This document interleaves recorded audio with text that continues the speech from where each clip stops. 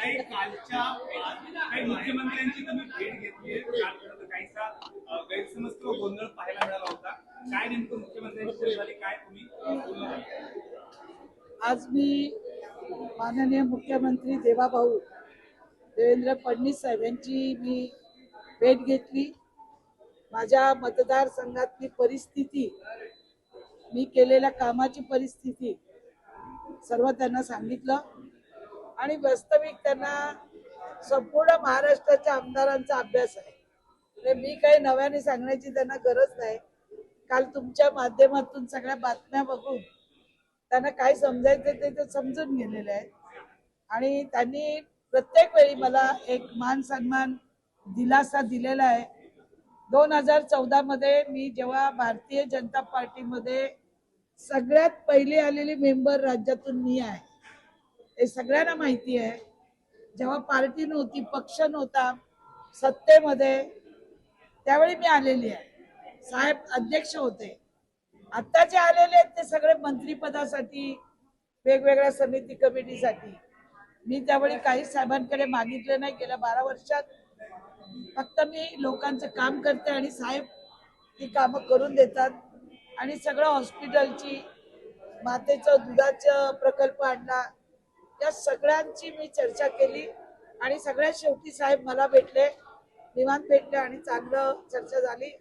आणि जे काय ते त्यांना संबंधित व्यक्तींना जी काही समज द्यायची ती देणार आहे.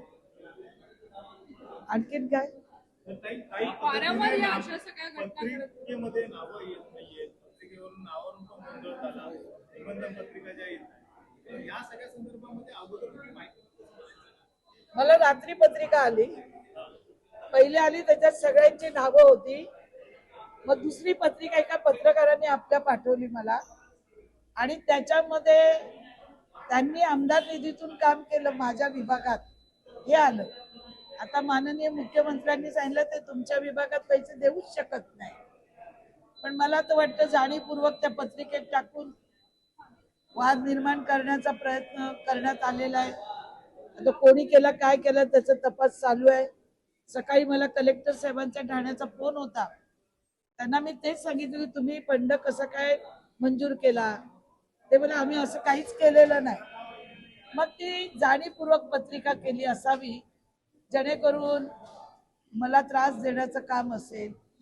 काल मी गेली पण तिथे त्यांचे सगळे नगरसेवक त्यांनी धक्काबुक्की केली अक्षरशः. मला जागा कमी होती आणि मग मी इथं पहिला कार्यक्रमात मी पीठ कापताना होती, दुसऱ्या ह्याच्यात मी निघून गेली.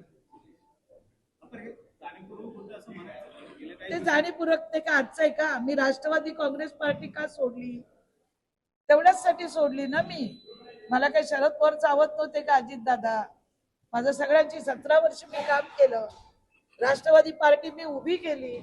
महाराष्ट्राची पहिली महिला राष्ट्रवादीची मी अध्यक्ष होती. मला सोडायला यांच्याचसाठी लागली. जेव्हा शिवसेनेतून तिथे आले त्यानंतर माझ्यावर अन्याय चालू झाला.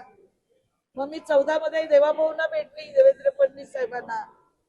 ते म्हणाले तुम्ही इकडे एवढा अन्याय सहन करण्यापेक्षा इकडे. मी आली, माझ्या मागे परत ते आले आणि तीच परिकथा चालू. आणि ते ठरलेलं असतं धक्काबुक्की करणं म्हणजे कार्यक्रमातून पळून जाईल, ते सगळीकडे ठरलेलं आहे. साहेबांना सगळं माहिती आहे आणि साहेब मला योग्य तो न्याय देत असतात.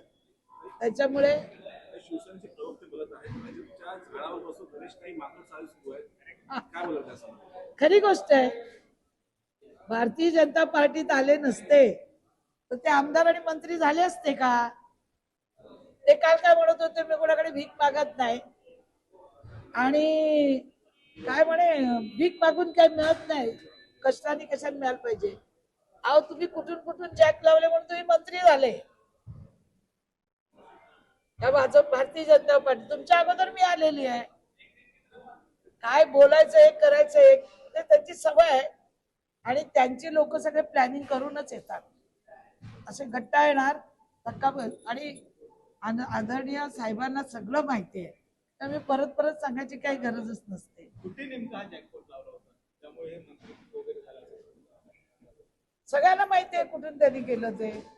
सगळ्यांना माहिती आहे, अख्खा महाराष्ट्राला माहिती आहे. मी सांगायची गरज आहे का?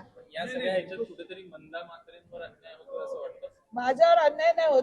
माझ्यावरती भारतीय जनता पार्टीचा पूर्ण विश्वास आहे, म्हणून 3 वेळा मला तिकीट दिली. आपल्याला माहिती आहे 14 मध्ये काय झालं, 19 मध्ये, आणि आता तर तुतारीचा प्रचार त्यांनी केला भाजपमध्ये राहून.